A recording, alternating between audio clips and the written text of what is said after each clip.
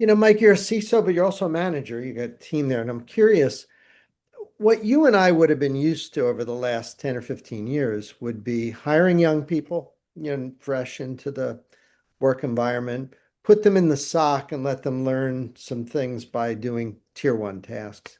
As we automate this, what do you think happens? Do they become maybe apprentices? Are there other jobs they do? Or maybe I'm overblowing. Maybe those jobs will still be around. But I worry, particularly myself as a computer science professor, in addition to tech, I have a lot of students who are out looking for jobs. What do you think is the next generation sort of training young people coming through a SOC? What's going to happen in your estimation? Well, we do see we're not replacing people with AI, at least not from my community, right? That's not generally what we're seeing. We're seeing people being more efficient. But you bring up a really important point, and that is, well, what about a year or 2 or 3 years from now, when you may not necessarily have to have that the tier one, tier two, because that could be Yeah. you could use AI for that, right?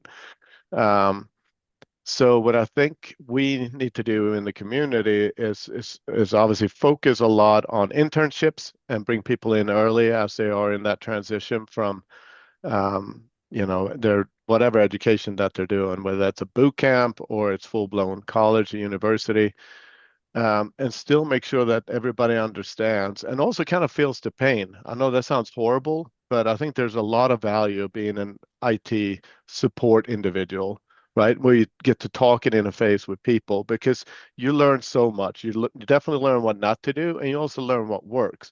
Well, there's not any difference when you're investigating a security incident or somebody violating a policy, right? You still have to interact with people often, even if a lot of these things are automated. Most of the data has been furnished and provided to you. So I don't think we should not get rid of humans yet, I guess is what I'm trying to say.